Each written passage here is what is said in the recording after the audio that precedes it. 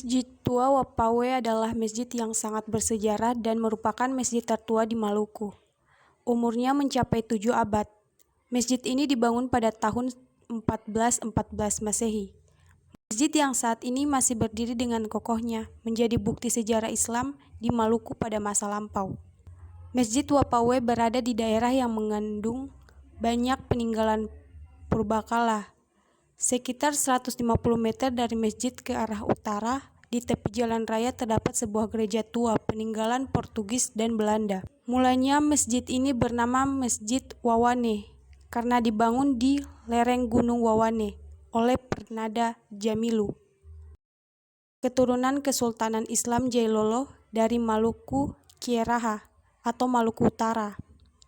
Kedatangan Perdana Jamilu ke tanah itu sekitar tahun 1400 Masehi, yakni untuk menyebarkan ajaran Islam pada lima negeri di sekitar pegunungan Wawane, yakni Asen, Wawane, Atetu, Tehala, dan Nukuhali, yang sebelumnya sudah dibawa oleh Mubalik dari negeri Arab. Masjid ini mengalami perpindahan akibat gangguan dari Belanda yang menginjakan kakinya ke tanah itu pada tahun 1580 setelah Portugis pada tahun 1512. Hal lainnya yang bernilai sejarah dari masjid tersebut yakni tersimpan dengan baiknya mushaf Al-Quran yang konon termaksud tertua di Indonesia.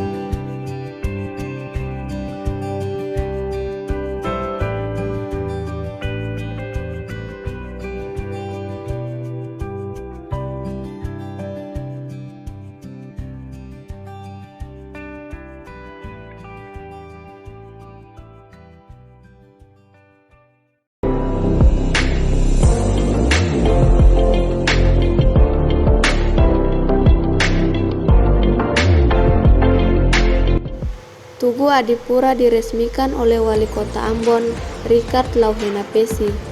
Kehadiran Tugu Adipura akan menambah daftar jumlah ikon di Kota Ambon.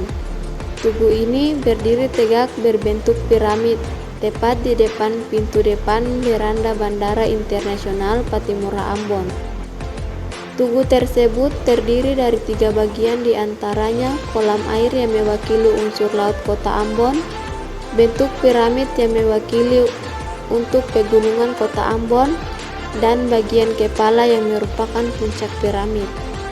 Dalam sejarahnya, Kota Ambon pernah memperoleh Adipura pada zaman kepemimpinan Wali Kota Ambon, almarhum Deki Watimena, dan kepemimpinan Yohanes Sudiono.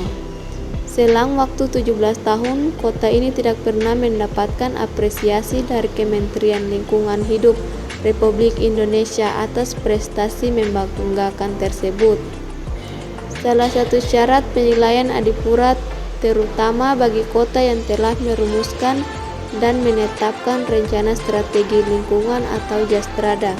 Hal itulah ukuran yang dipakai Pempus untuk menetapkan Kota Adipura. Seluruh kepala daerah yang masuk nominasi biasanya diundang bersama pimpinan Dewan dan SKPD terkait untuk melakukan presentasi seluruh kinerja pembangunan kota di hadapan 7 guru besar dari kampus ITB dan pegiat lingkungan. guna mengetahui sejauh mana komitmen kepala daerah dengan program lingkungan yang dilaksanakan. Dengan membangun Tugu Adipura, semakin berat tantangan yang dihadapi.